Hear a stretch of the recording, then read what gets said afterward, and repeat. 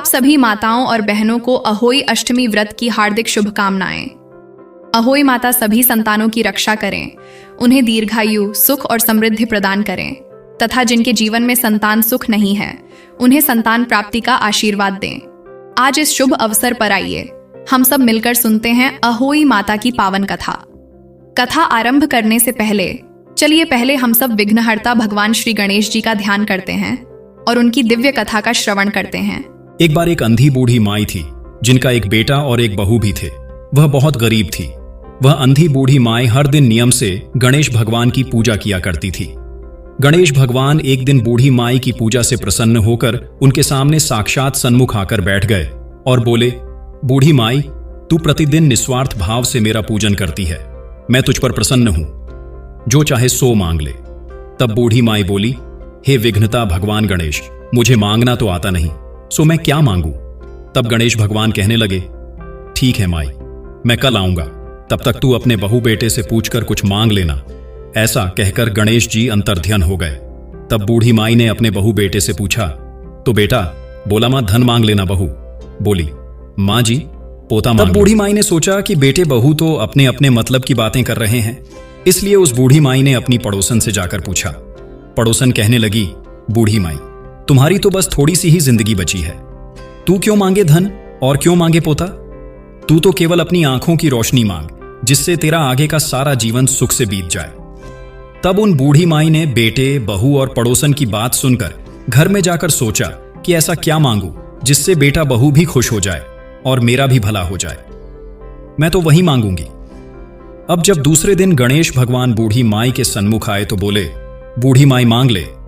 गणेश भगवान के वचन सुनकर बूढ़ी माई हाथ जोड़कर बोली, हे विघ्नता, अन्न देवो, धन देवो, निरोगी काया देवो, अमर सुहाग दे दो, दीदा घोड़ा दे दो, सोने के कटोरे में पोते को दूध पीता देखूं, अमर सुहाग दे दो और समस्त परिवार को सुख दे दो, आपके श्री चरणों में मुझे स्थान भी दे दो। बूढ़ी माई की बात सुनकर गणेश भगवान बोले, बूढ़ी माई, तूने तो मुझे ठग लिया और कहती है कि मुझे मांगना नहीं आता। जो कुछ भी तूने मांग लिया अब वह सब कुछ तुझे मिल जाएगा। ऐसा कहकर गणेश भगवान वहीं अंतर्ध्यान हो गए।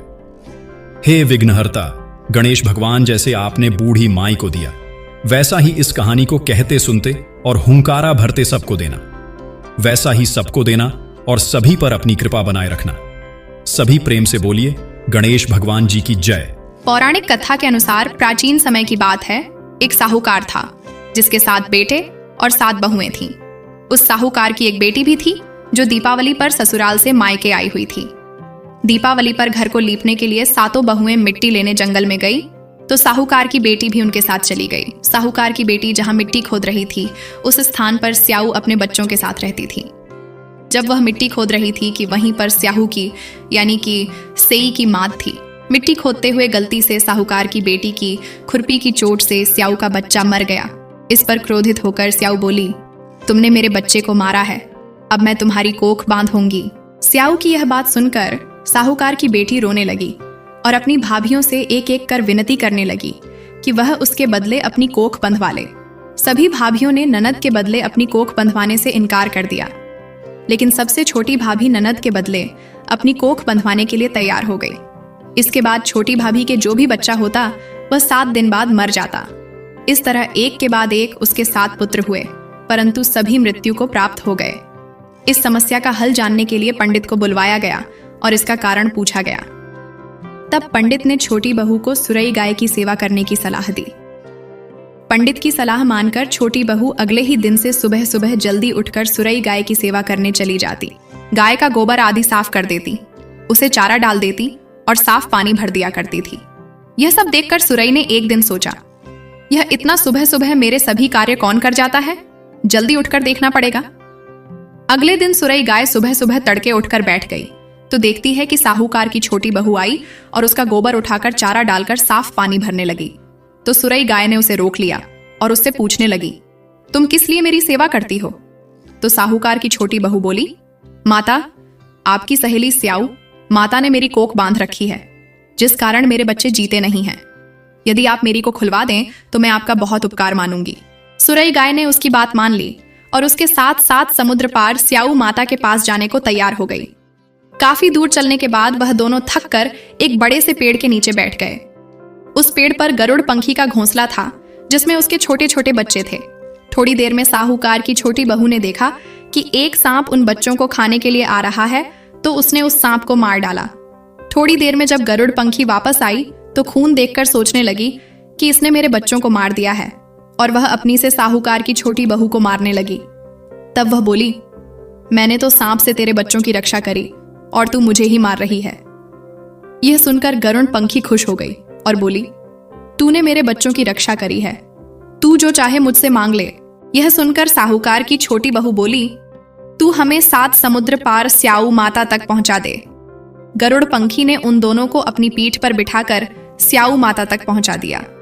स्याऊ माता सुरई गाय को देखकर प्रसन्न हो गई और बोली, आओ बहन, बड़े दिनों में आई हो, अब आई ही हो तो मेरे बालों में जुएं पड़ गई हैं, वह देख दो। सुरई गाय के कहने पर साहूकार की छोटी बहू स्याऊ माता के सर से जुएं निकालने लगी।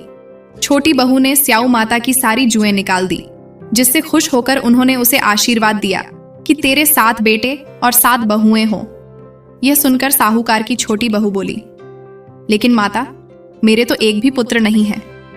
स्याऊ माता पूछने लगी, ऐसा क्यों? तो साहूकार की छोटी बहू बोली, पहले आप मुझे 7 बेटे और 7 बहुओं का आशीर्वाद दें, उसके बाद मैं आपको बताऊंगी। स्याऊ माता ने उसे वचन दे दिया।